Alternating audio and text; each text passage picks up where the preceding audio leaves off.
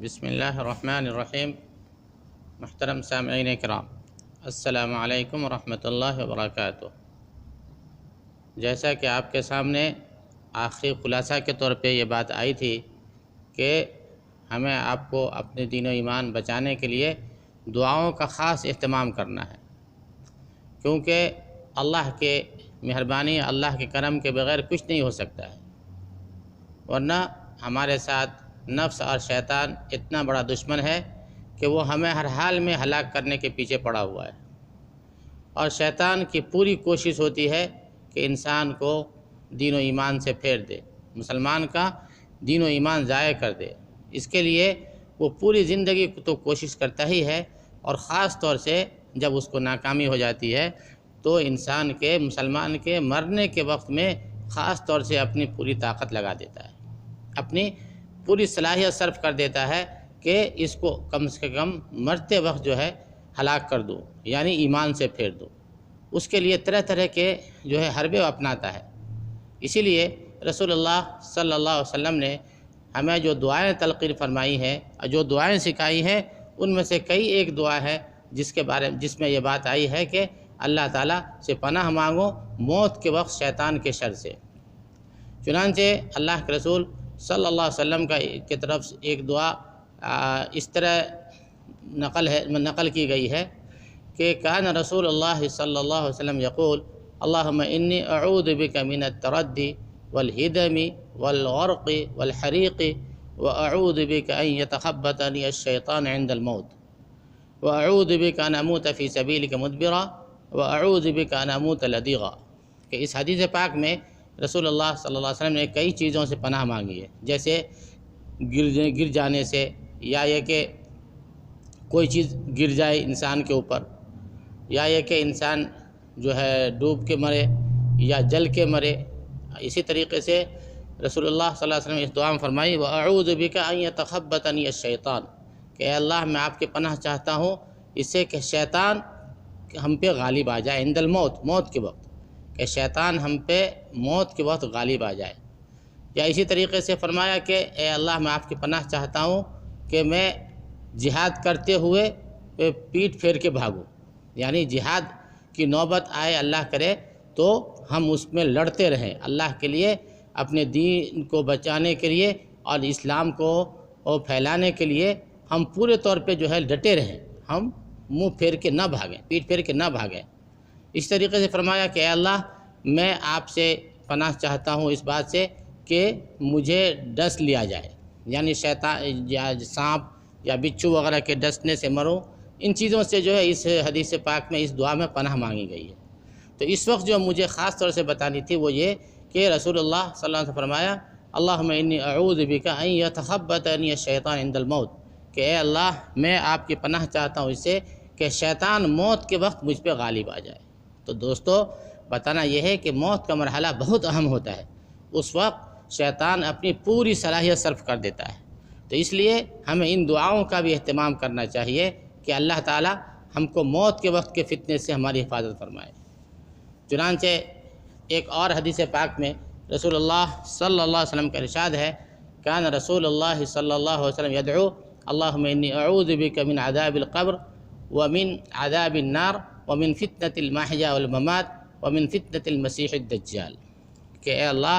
میں آپ کی پناہ چاہتا ہوں عذاب قبر سے اور جہنم کے عذاب سے اور زندگی اور موت کے فتنے سے اور دجال کے فتنے سے۔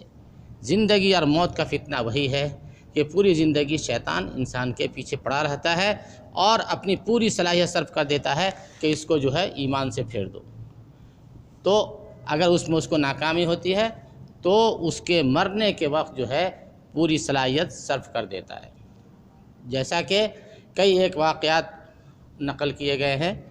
جس میں سے ایک مشہور واقعہ ہے امام احمد بن حنبل رحمۃ اللہ علیہ کا،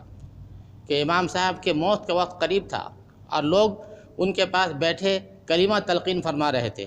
لا الہ الا اللہ محمد رسول اللہ۔ تو امام صاحب فرما رہے تھے کہ ابھی نہیں، ابھی نہیں۔ تو لوگوں کو بڑی حیرت ہو رہی تھی کہ اتنے بڑے محدث، اتنے بڑے فقیہ اور اتنے بڑے متقی آدمی، اور یہ کیسے کہہ رہے ہیں ابھی نہیں، ابھی نہیں۔ تو جب امام صاحب کو تھوڑا افاقہ ہوا تو صاحبزادے نے دریافت کیا کہ آپ ایسا کیوں فرما رہے ہیں؟ تو امام صاحب نے فرمایا کہ وہ میں تم لوگوں کو نہیں کہہ رہا ہوں، وہ میں شیطان کو کہہ رہا ہوں کہ شیطان ہمارے پاس بیٹھا ہوا ہے اور وہ کہہ رہا ہے کہ اے احمد بن حنبل تو بچ گیا، تو میرے فتنے سے بچ گیا، تو نے اپنے دین و ایمان کو بچا لیا۔ تو میں اس سے کہہ رہا ہوں کہ ابھی نہیں، ابھی نہیں، ابھی نہیں، بلکہ ابھی بھی تھوڑا جان باقی ہے، ابھی بھی میں ہوش و حواس میں ہوں، ابھی بھی میں تیرے فتنے سے بچا نہیں ہوں۔ اگر میں اس کلمے کے ساتھ دنیا سے رخصت ہو جاؤں گا تب میں کامیاب ہو جاؤں گا اور تب میں تمہارے فتنے سے بچ جاؤں گا۔ تو بھائیوں اور دوستوں بتانا یہ ہے کہ یہ شیطان ہمارے آپ کو دین و ایمان کو جو ہے برباد کرنے کے لیے پوری صلاحیت صرف کر دے گا۔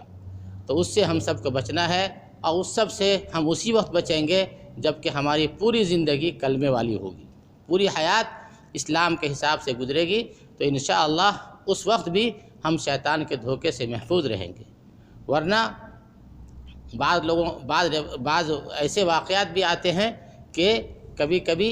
شیطان جو ہے آ جاتا ہے اور کہتا ہے کہ یہودی مذہب اچھا ہے،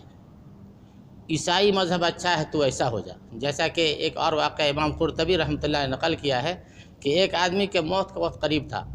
تو اس کو لوگ کلمہ تلقین کر رہے تھے، لا الہ الا اللہ محمد رسول اللہ، جیسا کہ اسلامی روایت ہے کہ مرنے والے کے قریب بیٹھ کر کے کلمہ پڑھا جاتا ہے۔ تو وہ شخص کہہ رہا تھا نہیں نہیں نہیں نہیں، تو لوگوں کو بڑی حیرت ہوئی۔ پھر جب اس کو تھوڑا ہوش آیا تو اس سے پوچھا گیا کہ تو کیوں نہیں نہیں کہتا ہے؟ تو اس نے کہا کہ میرے دائیں طرف ایک شیطان بیٹھا ہے جو کہہ رہا ہے کہ یہودی ہو جا، کہ یہودی مذہب بہت اچھا ہے،